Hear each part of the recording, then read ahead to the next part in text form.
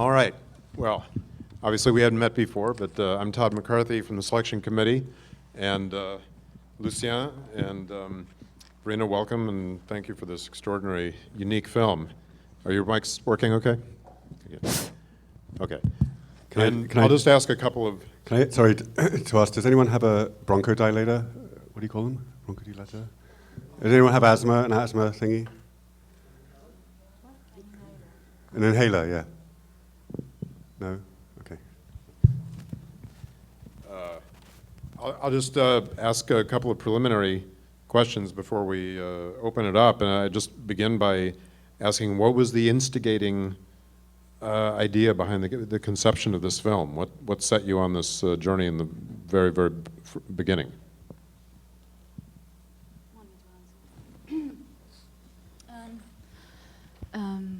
I forgot exactly how it started, but I think it's related to water, and I was crying all the time. I was a postpartum crisis after my previous film, and Lucien was also in the same state, and it reminded Lucien of his childhood because his father was building ship. He was a naval architect. And it reminded me of also my childhood where my father was hunting for fish, like diving, and I was spending a lot of time waiting for him, like coming back from underneath the water. And it reminded us that we were living close to where Melville wrote Moby Dick, and the port of New Bedford was right there, and we wanted to make something local. And so we went down to New Bedford and we discovered this place with all these rusty boats, and it reminded us that fishing might have been maybe one of the most documented, endeavors since it's, it goes back to the beginning of, maybe the Paleolithic. So it started like that. But now, your filming technique was obviously something new and yielded images that we haven't ever seen before. Could you describe a little bit the technical side of how did you shoot this? How did you get these images that we see? Do you want me to continue? You cannot breathe. So we started actually in New Bedford, like filming in the harbor and like in various places related to the fishing industry, and then we started to meet, and we were filming with big camera. We were shooting with EX3, EX1, and until we met a lot of captain, and we decided to go with this boat, and so we went for the first time at sea, and we lost all our camera. But we had in mind already that both of us, we wanted, after Sweetgrass and Foreign Part, we wanted to be sharing even more with our subject. And so we decided also to take with us this small camera, very small camera that we can put in a plastic case. And since we lost our big camera, we had this small one left, and when we look at the footage, we were very, everything else that we have filmed before that was related to the fishing industry seems almost irreverent compared to the, staggering beauty of and abstract beauty of those little GoPro camera that we used. So how did you place the cameras? Because at first you don't even know where you are, what the orientation is. How did you decide how to use the camera? And beyond that, then how did you see what you were getting? Most of the time, most of the time we were, I think one of the things is that when you're on the boat, you lose track of time and space very easily. You're in the middle of the ocean somewhere, not knowing if you don't sleep really, or maybe 2 hours a day, or sometimes 3 when you're lucky. And then so we had a lot of time to be you know, to deal with fear and anxiety, and to fight that, you have to always like work, and then so every hour we would come up with different idea, and we basically, the space is so small that you try everything, and so we decided we really want to do something different, and so we asked them if they would wear the camera. So we attached this camera to their head, and then we attached them to the boat, and we ended up buying like a $8 million wood stick in Home Depot, and then we attached the camera there. And this is how we got those images. And I suppose that some of these, like, well, in the last part here with the birds and so on, where was the camera? On a wood stick. Yeah? Mm-hmm. A wooden stick, but it seems like it's... My accent is... We had 2 8-foot 2x from Home Depot, 2x2 wooden sticks that broke a few times, so we had to rebuy some more. Then we had copper tubing that got stolen, so I don't think anything that made it in the film was shot on the copper tubing, but basically we had a 14-foot stick that we could put underwater, and one of us would hold it and the other one would hold on to that person to stop that person falling overboard, or conversely it could be underwater and then you would raise it up. And at any one point, the camera and the stick was moving around, so the 2 of us had no real idea what was up and what was down. So you get this kind of vertiginous aesthetic that was not intentional per se, but it was just part of the way the camera was being held. And did you know, well, again, saying that in the last sequence, that there was enough light? I mean, did the light conditions even indicate to you what you would be getting on the cameras? Because it's, sometimes you can see stuff, sometimes you can't, and you know, it's, let's put it this way, was it surprising to you, finally, when you watched it, what you were getting? Yeah, we didn't know exactly what we were shooting, except at some, you know, but the thing is that when, I mean, it's hard to speak for both of us because we don't, like, everyone has his own way of filming and feeling when, but most of the time I don't have to see what I'm filming. It's coming from the body, so it's, when you hold the camera. With the wooden stick, we didn't know, but you know. I mean, when you film, we weren't expecting anything. We were just like dealing with the environment, with nature. We were trying. We see those birds flying, and we wanted to fly with them. So you just do that, or you see fish, you know, and you just go with them. And but the good thing, the miraculous thing, maybe, is that every boat has this huge light coming from the top of the mast, and I think it really helped us to have this light. And you see those seagull looking like angel, because I think it's because of this big spot that they have all the time, so they can work night and days. But we are not really,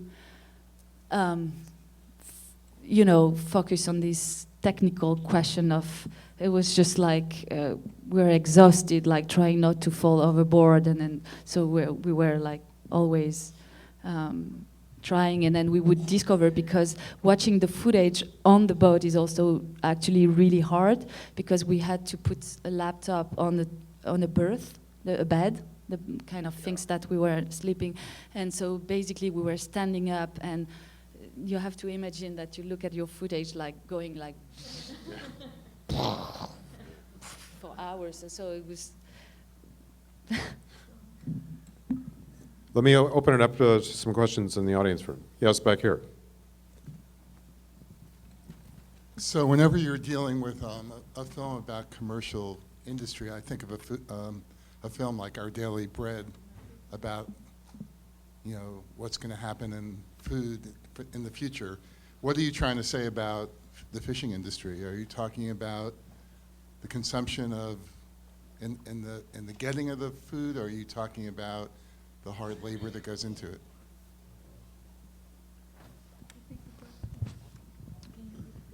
The question is, the person who asked the question said that a film like this reminds him of another film by Nicholas Gerhalter, I think, called Our Daily Bread, and about the industrialization of food production, and what is it that we are trying to say about the commercialization of fishing, or, right, nothing.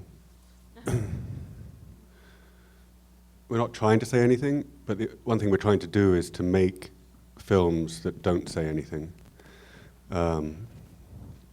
Films, like anything that humans make, are always about something in some way, but to imagine that they're about something that could be expressed in words outside the fabric of the film itself is kind of ludicrous, because then you wouldn't make the film, you would write it. But fiction films, in particular narrative films, are not reducible to a point or to making a statement about the world. And non-fiction documentary suffers by contrast with this burden that spectators put on it, that filmmakers put on it, and the programmers put on it, which is that it's always elaborating an argument about the world. It's reducible to making a statement about the world. It's usually a political or a value-laden statement. And to imagine that the whole swath, the whole domain of reality, of everything that is non-fiction, is divested of its plenitude, of its richness, of the whole experiential sensory qualities of actually of being in the world, of lived experience itself, so that they can be reduced to meaning that can be encapsulated in language, in prose. There's such a travesty to those kinds of films, which is why, for the most part, documentaries are so weak. And in our earlier work, and perhaps particularly in this work, we definitely didn't want to make a film that was reducible to making a point, that wasn't reducible to a set of political propositions about, say, fishing or anything like that. Yes, right here. Can you talk a little bit about the sound design process for the movie? How you captured sound and then repurposed it in the film? It was incredible. It sounded great. So we had we were capturing the sound with a sound device on the boat, but we ended up almost working with those the sound coming from those little camera, and we were really surprised, but in a really good way, about the quality of the sound coming from the those camera with the plastic cover. And so we work with Jacob Rybikoff, who is here. I don't know, right there. Yes.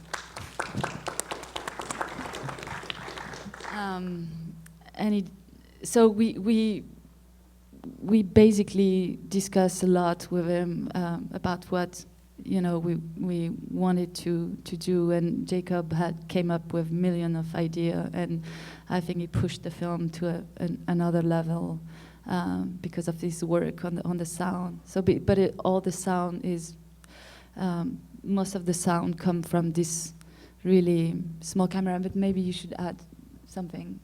Do you want to add something? Yeah, I would just clarify, because you said that we recorded the sounds with a sound device, which is actually a brand. So there were two sources of the sounds. One source was recorded with a high-quality professional recorder and excellent stereo microphones.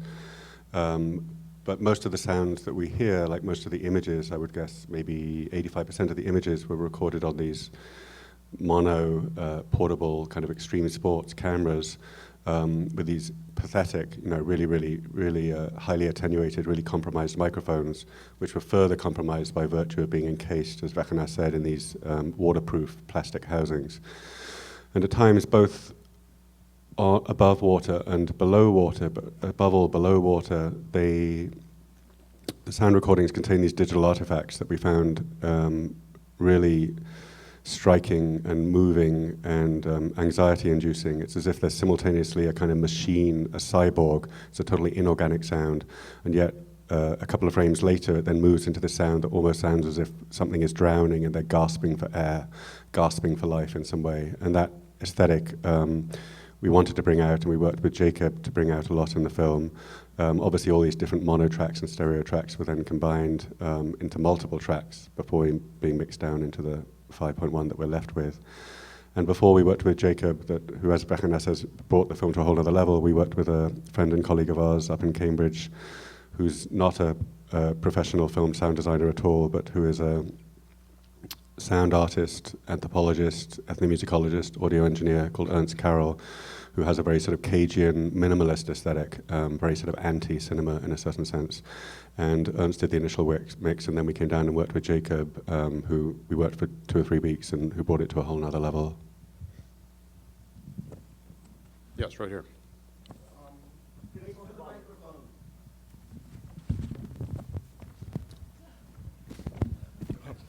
Thanks. Could you talk about your editing choices? Like how much footage did you shoot, and what was kind of your concept behind that? Specifically, when people would appear. When did you decide when people would appear?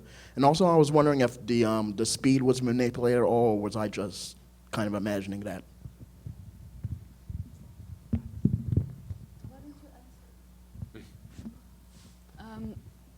The process behind editing? Oh, the introduction of human actually was a big discussion. I mean, the process of editing is like any other film, and then you have like 250 hours of footage, and then you have to come up with an hour and a half or 2 hours.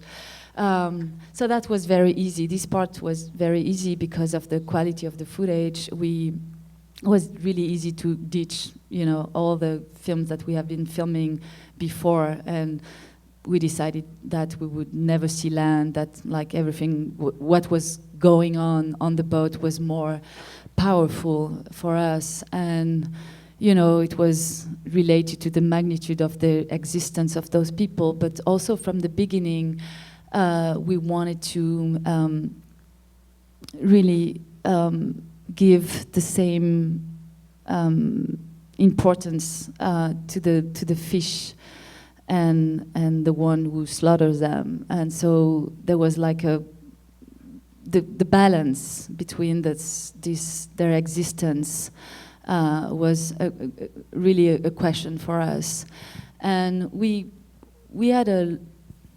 long conversation, and we had some cut where they were like, we have been like making the film that we made the film that we wanted to do, and then we show it to some people, and then they wanted more human, more story, I guess, more narrative, and we went that way for a moment, and then it was wrong for us, and it was all about this, the nature, all the element clashing and collaborating, and so this is at the end, I think we found the right balance between the man and the other part of the element.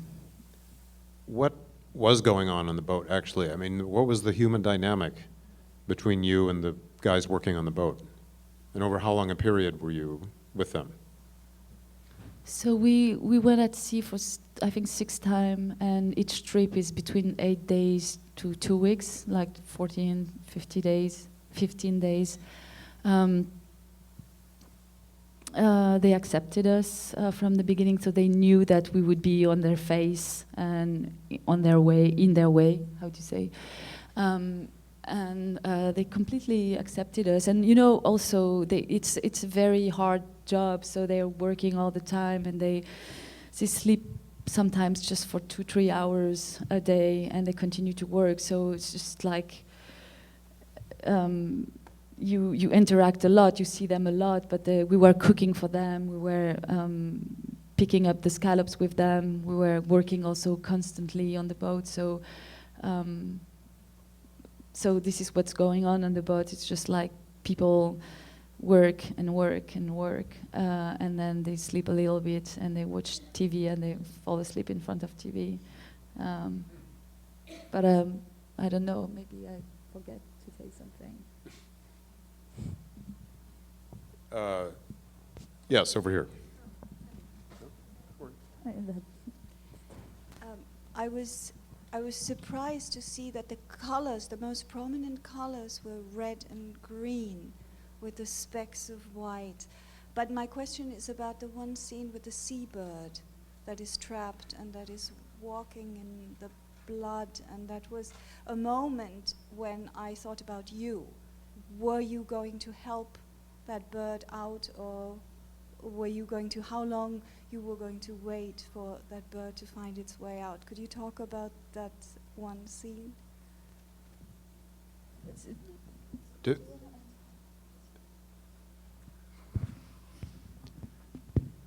the part of the question relates to a bird that the question wants to know if they were induced or felt they should help out or intervene at some moment.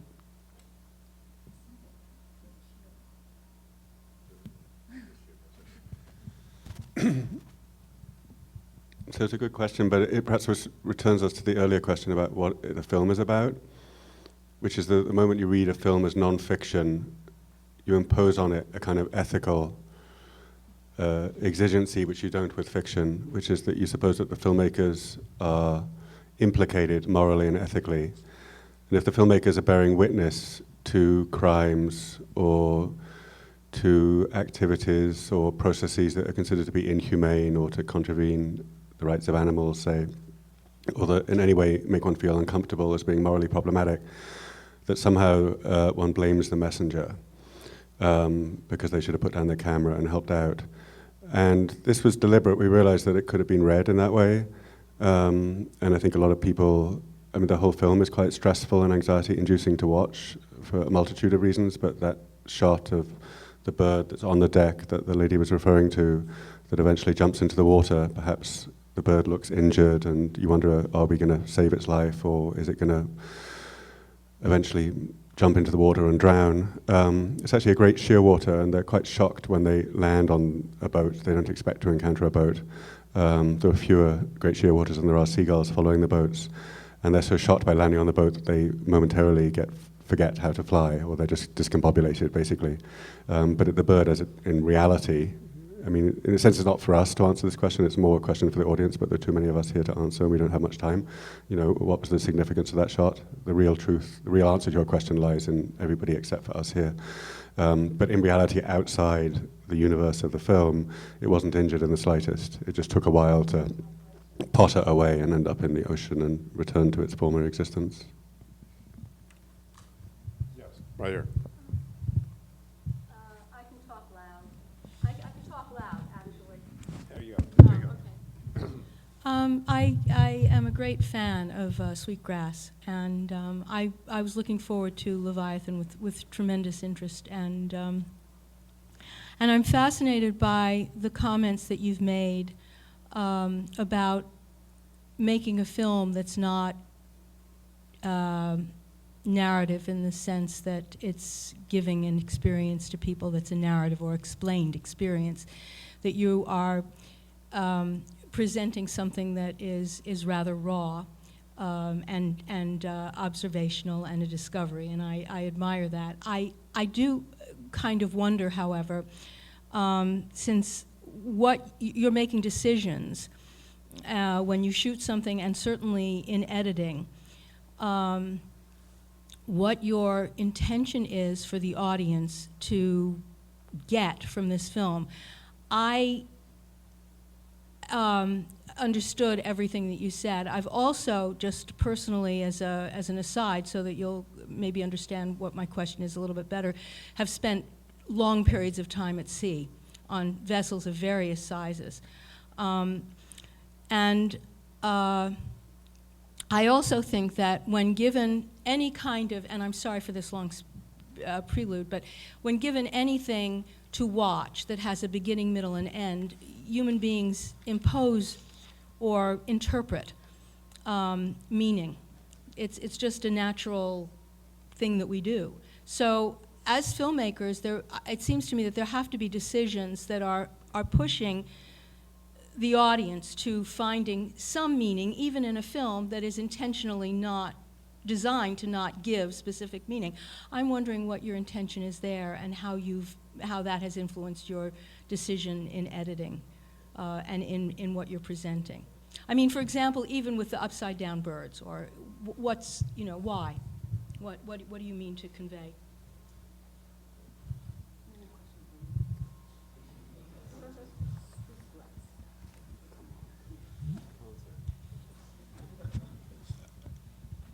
Maybe Véréna, it's a super interesting, super respectful question, and I can't answer it. and it's not that, and you're dead right, we're hardwired to impose, to tell stories, to enjoy stories, to pass on stories. We're narrative creatures, that's who we are. And we're not eschewing all forms of narrative, to be sure. And I'm not wishing to be apologetic or defensive or to do an injustice to your question, but nonetheless, obliging filmmakers to articulate their intentions about the work rather than allowing the work to work itself on you and to you to induce or deduce and to guess at the intentions, most of which are unconscious and can't even be formulated by filmmakers in words anyway. The more profound intentions is, I think, a healthier way to go.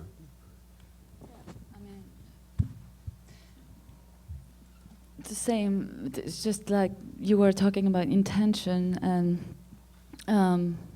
but I think this is one of the things that we wanted to do is just not, really not trying to impose our intentionality of a maker, and this is also why we decided to share, the camera with them. So, and this morning we were driving down from Boston, and we were talking about Deleuze, and he says something. He say the real is.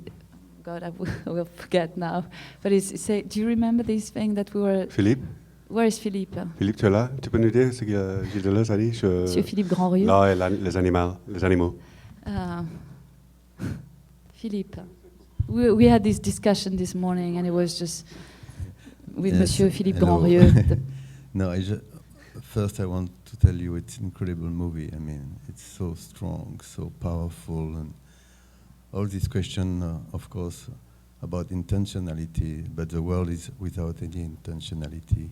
There is no intentionality in birds, and in flowers, and in trees. So it's so powerful. Thank you so much to have made a movie like this.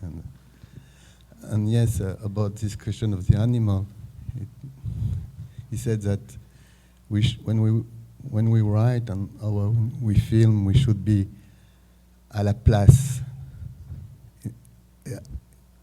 Dis-le en français. On doit être à la place de l'animal. On doit pas le considérer comme un sujet, on doit être à la place de l'animal. Et on doit écrire à la place de l'animal. So that was the thing that we saw Philippe say. We shouldn't write for an animal. We should be the animal, and so this is what to make a film is for us. And what I wanted to refer that Deleuze say, it's not about representing the real. It's like the real is to aim at the real. To aim at the real. It's just like something that you're. So we're not, and to answer other questions, like not about demonstration, but it's about more about implication. It's like not, writing for the viewer or for the animal, but like to be this. Well, I guess I also see implicit in what Deleuze said is this implicit critique of so much cinema which is derived from so many conventions that came from the theatre, in many regards, in its mise en scène, in its staging of the characters, and its particular narrative conventions and so on. But so much cinema that is just about the sort of private foibles of humanity, a sort of comedy of human comedy, a comedy of errors, a comedy of manners, which can be full of joy and can be immensely amusing, but which is in the end profoundly familiar, or should we say superficially familiar. And art or cinema or literature that aspires to do something more is really yoking us back to our natures, which are fundamentally animalic. No matter how culturally constructed they are, no matter how psychologized they are, we're all beasts in the end. We're all creatures, and we will return to dust, and we will be subsumed by something much larger and greater and inestimably incomprehensible in comparison to this really rather parochial domain of humanity. And very little cinema seems to aspire to resituate the human in this larger swath of nature, to which we inescapably belong. I'll just say that a couple of people mentioned to me on the way in the irony or coincidence of the two first press screenings of the day being Life of Pi and this film, both of which have to do with animal instincts, humans and animals, and being at sea. And I'll leave it to the critics and journalists to discuss these comparisons in great depth, but one is you know, has these completely real kind of images you've never seen before, and Pi creates images you've never seen before either, but in totally digital and artificial means. So anyway, interesting comparison within about a 4-hour slot. Any other, yes, right here. Gentleman here. I just had a question about whether you guys seen this movie on a big screen like this. Is this the first time that you guys Do you are understand? seeing the? Could you maybe speak Sorry. more directly into the mic? I can't Sorry. understand. I was just wondering, I mean, this is a really sensual, visual, oral experience that I've ever had on a big screen like this. I'm just wondering whether, as a filmmakers, have you seen this movie on the big screen like this before? Your movie, I mean. Had you seen it on the big screen before, and did you, I don't know, I even thought when I first saw it on a monitor, what it would be like to see, you know, on a giant big screen. screen, right. Had you seen it on a big screen like this before, and do you feel the experience is rather Same. different or the same, seeing it on a smaller screen?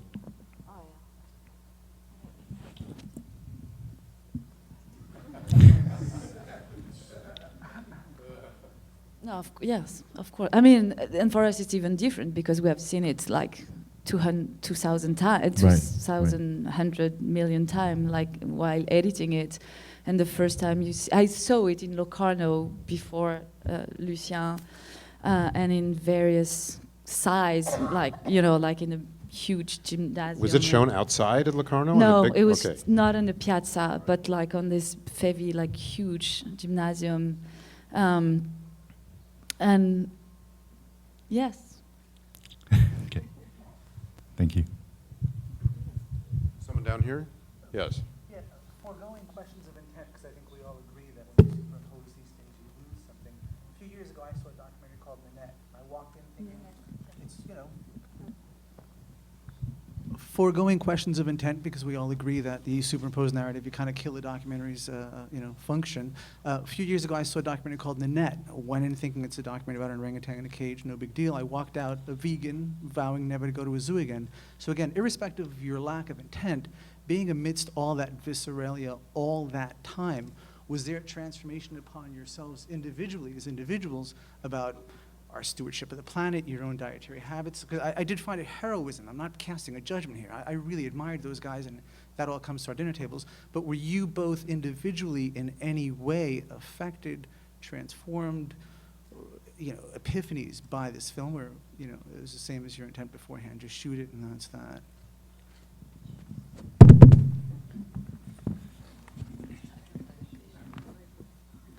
You want to say something? Transform, yes. But, I mean, in terms of, like, your question is, like, are we gonna still eat fish? A revelation.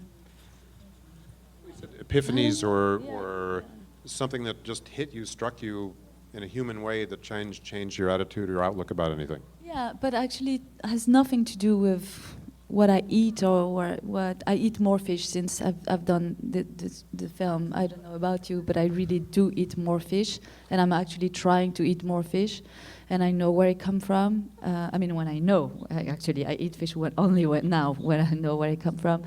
But I think what it really the revelation is, I think on the boat.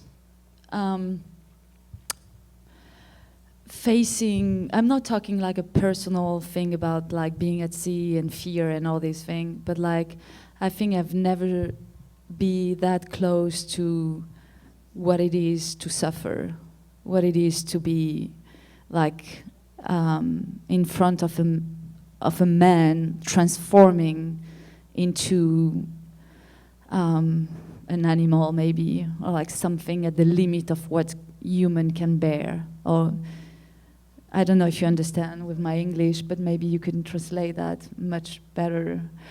But this is what really transformed me. I didn't know that one day I will be so moved and so shocked by what labor can do to you physically and also emotionally. And even I think it's the most hard things that I've done actually in my life so far, to be on the boat, and the suffering is like those of those men was really transforming for me. And also, to tell you the truth, the fish also, I didn't know that I would be really empathetic with, yeah, thank you, for the fish, because actually to get those shots, I mean, you have to walk on them while they are alive and they're like fighting for a long time. And so, yeah, I think it transformed that. And also I have like a wider, idea of the problem of fishing industry and all this thing that is not like, because some people would like us to finger point at the fishermen, but it's such a more complex problem and controversy that, it's just coming from everywhere. Our habit of eating, and, there is many, many things involved in the problem of overfishing and all this thing. So politically, it also transformed me a little bit more. I know more about all the regulation and all these things. So it gives you a wider picture of the problem also. Lucien, nothing to add to that? All right. We have to move on for the next program, actually. So, Lucien, sorry? Yeah. If anyone is Across the here for street. the 3:15 press screening, it's across the street. All right. Thank you very much, Véréna, Lucien. Thank you very much.